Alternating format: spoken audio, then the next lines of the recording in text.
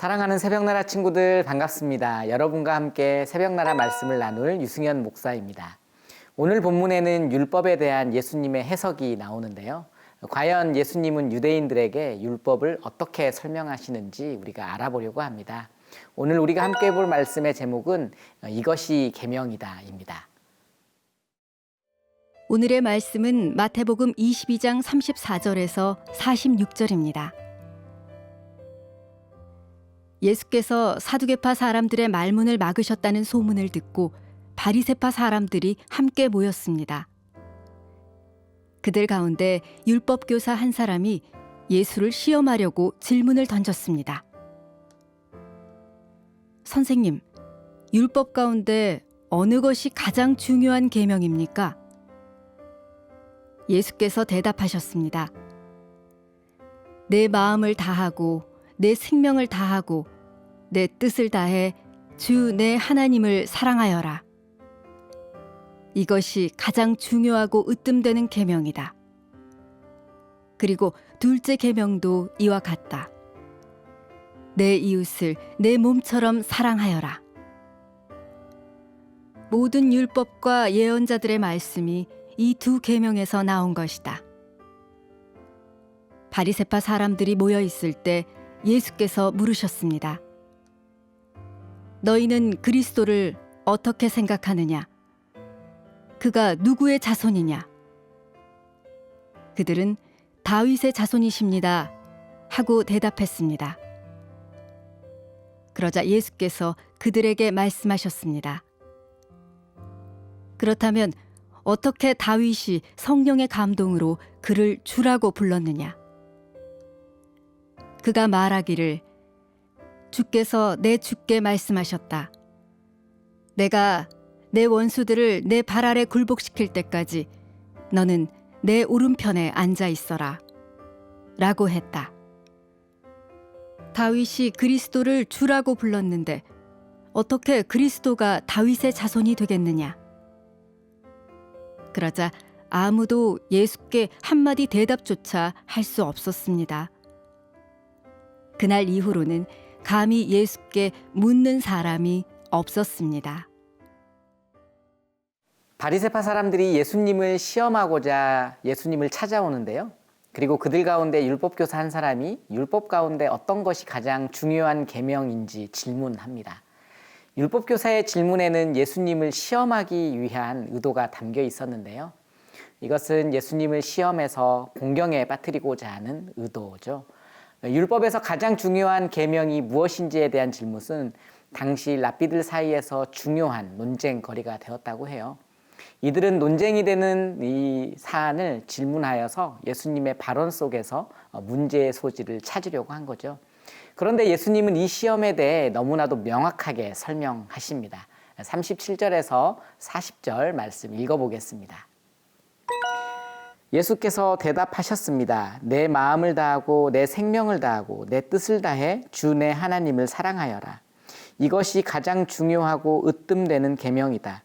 그리고 둘째 계명도 이와 같다. 내 이웃을 내 몸처럼 사랑하여라. 모든 율법과 예언자들의 말씀이 이 두 계명에서 나온 것이다. 예수님은 내 마음을 다하고 목숨을 다하고 뜻을 다하여 주 너의 하나님을 사랑하라는 그 계명의 말씀을 인용하시는데요. 이 말씀은 신명기 6장 5절에 나오고 있죠.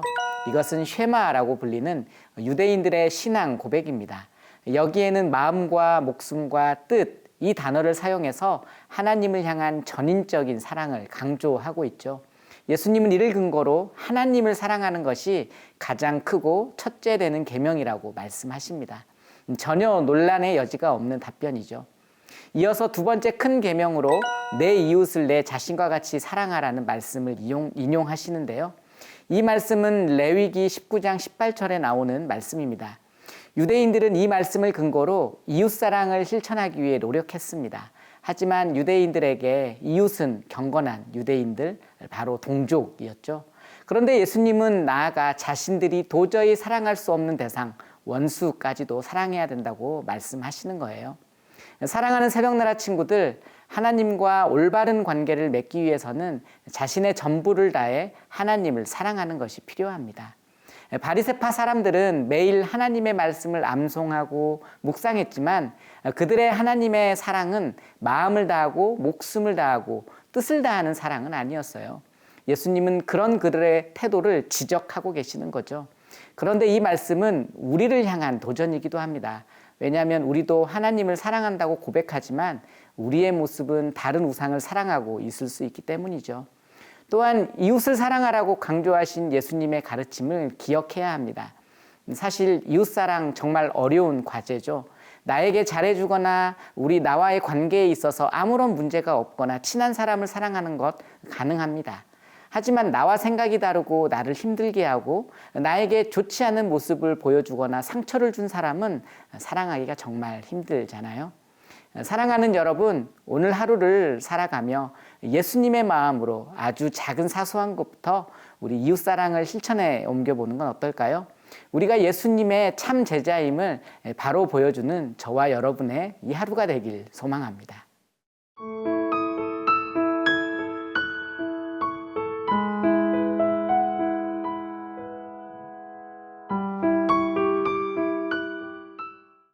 이어서 예수님께서 바리새파 사람들에게 역으로 질문을 던지시는 장면이 나옵니다. 42절 읽어보겠습니다. 너희는 그리스도를 어떻게 생각하느냐? 그가 누구의 자손이냐? 그들은 다윗의 자손이십니다. 하고 대답했습니다. 당시 유대인들은 그리스도, 메시아가 다윗의 자손일 것으로 생각하고 있었습니다. 이새의 뿌리에서 그리스도가 나온다는 믿음을 가지고 있었죠.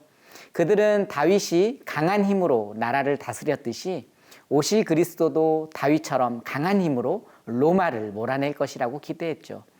그러나 이 믿음은 그리스도가 다윗보다 못하다는 생각으로 인도하기 쉬운 맹점을 가지고 있었습니다. 인간적으로 본다면 메시아는 다윗의 혈통에서 나오는 것이 맞지만 그것이 전부는 아니라는 거죠. 그래서 예수님은 시편 110편을 인용하셔서 말씀하시는데요. 43절에서 44절을 읽어보겠습니다. 그러자 예수께서 그들에게 말씀하셨습니다. 그렇다면 어떻게 다윗이 성령의 감동으로 그를 주라고 불렀느냐? 그가 말하기를 주께서 내 주께 말씀하셨다. 내가 내 원수들을 내 발 아래 굴복시킬 때까지 너는 내 오른편에 앉아 있어라 라고 했다. 시편 110편은 다윗의 고백입니다. 다윗은 주께서라고 지칭한 대상 위에 어떤 다른 존재에게 내 주께라는 호칭을 사용하여 부르고 있죠. 여기에서 주께서라고 지칭한 대상은 여호와 하나님이죠. 그리고 내 주께로 지칭한 대상은 그리스도이십니다. 중요한 것은 여호와도 주라고 칭했고 그리스도도 주라고 칭했다는 거죠. 예수님은 이것을 가지고 다윗이 그리스도를 주라고 칭했는데 어떻게 그가 그의 자손이 될 수 있는지 역으로 질문하는 거죠. 사랑하는 새벽나라 친구들, 예수님은 우리를 구원하시기 위해 이 땅에 오신 하나님의 아들이십니다. 그런데 우리도 바리새파 사람들처럼 예수님에 대해 제대로 이해하지 못하고 있을 수 있죠. 그들처럼 겉으로 보이는 종교적인 행위만을 중요시하고 살아가고 있을 수 있습니다. 혹시 여러분은 예수님에 대해 지식적으로만 알고 있지 않나요? 만약 그렇다면 예수님의 십자가의 사랑이 나를 위해 나의 죄를 용서해 주시기 위한 것임을 다시 한번 마음속에 새길 수 있기 바랍니다. 하나님의 자녀로 영원한 생명을 누리게 하신 예수님의 사랑을 기억하도록 성령 하나님께 간구하십시오. 오늘도 주 안에서 계명의 참 의미를 마음에 새기며 하나님을 사랑하고 이웃사랑을 실천하는 하루가 되길 바랍니다. 기도하겠습니다. 우리에게 진정한 계명의 뜻이 무엇인지 알려주신 주님, 오늘 주님의 말씀을 의지하여 하나님을 온 마음 다해 사랑하고 내 이웃을 내 몸처럼 사랑해 옮기는 귀한 주님의 자녀 되게 하여 주시옵소서. 감사드리며 예수님 이름으로 기도합니다. 아멘.